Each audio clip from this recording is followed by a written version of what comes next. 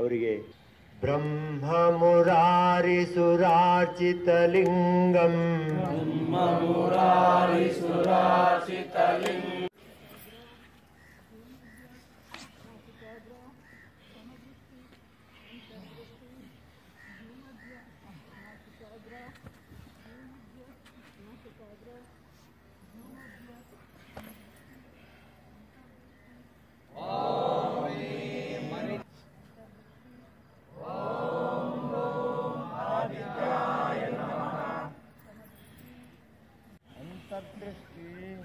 ಭೂಮಧ್ಯ ನಾಸಿಕಾಗ್ರ ಭೂಮಧ್ಯ ನಾಸಿಕಾಗ್ರ ಭೂಮಧ್ಯ ಸಮದೃಷ್ಟಿ ಅಂತರ್ದೃಷ್ಟಿ ಪೂರಕ ರೇಚಕ ಪೂರಕ ರೇಚಕ ಕುಂಭಕ ಓಂ ರೌಂ ಅರ್ಕಾಯ ನಮಃ ರೇಚಕ ಪೂರಕ ರೇಚಕ ಪೂರಕ ರೇಚಕ ಪೂರಕ ರೇಚಕ ಕುಂಭಕ ಓಂ ನಮಃ ಭಾಸ್ಕರಾಯ ನಮಃ ಓಂ ಶ್ರೀ ಸವಿತ್ರ ಸೂರ್ಯ ನಾರಾಯಣಾಯ ನಮಃ ನಮಸ್ಕಾರಾಸನ ಭ್ರೂಮಧ್ಯ ದೃಷ್ಟಿ ಪೂರಕ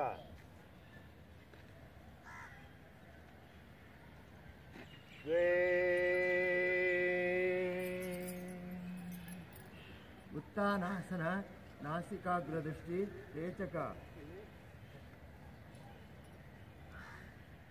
त्रीणि एकपादपटु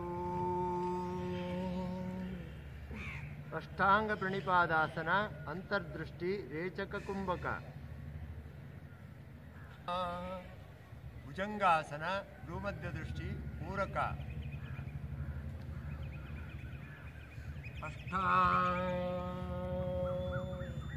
अधोमुख श्वानासन नासिकाग्रदृष्टि रेचक नव एकपाद प्रसरणासन भ्रूमध्य दृष्टि पूरक दश उत्तानासन नासिकाग्रदृष्टि रेचक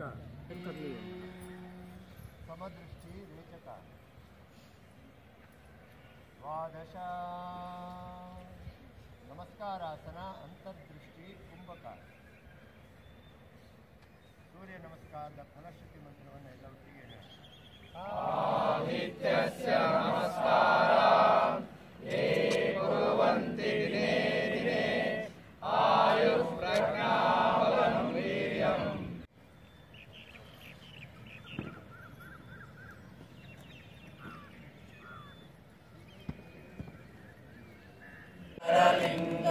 रावणदर्प विनाशकलिंगम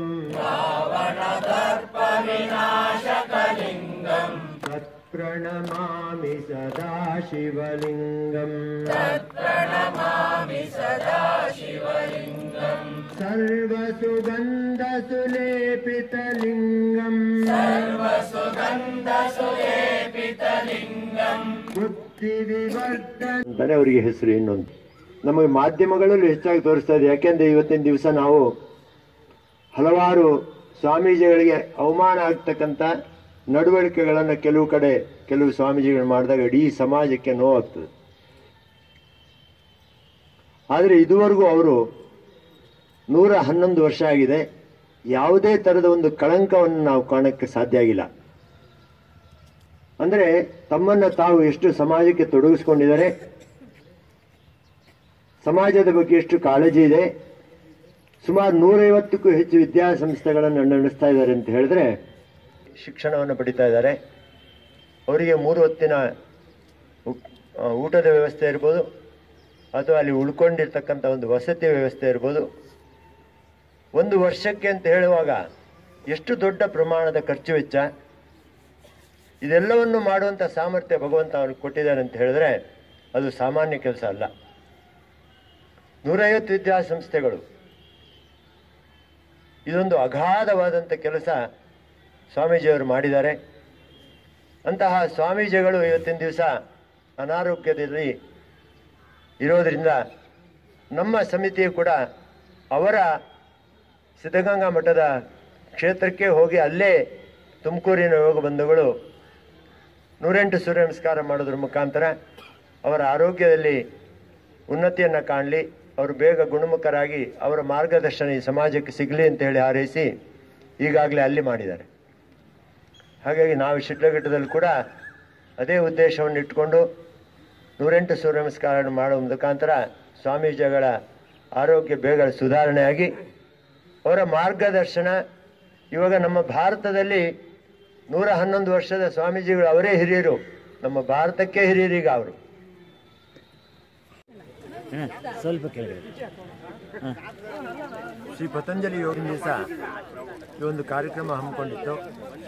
ಯಾಕೆ ಅಂತ ಹೇಳಿದ್ರೆ ಸ್ವಾಮೀಜಿಗಳವರ ಆರೋಗ್ಯದಲ್ಲಿ ಸುಧಾರಣೆ ಕಾಣಲಿ, ಅವರು ಸಮಾಜಕ್ಕೆ ಇನ್ನಷ್ಟು ಮಾರ್ಗದರ್ಶನ ನೀಡಲಿ ಅನ್ನುವಂಥ ಉದ್ದೇಶದಿಂದ ಸ್ವಾಮೀಜಿಯವರು ಮಾಡ್ತಾ ಇರ್ತಕ್ಕಂಥ ಕಾರ್ಯ ಇಡೀ ದೇಶಕ್ಕೆ ಸಮರ್ಪಣೆ ಆಗಿದೆ.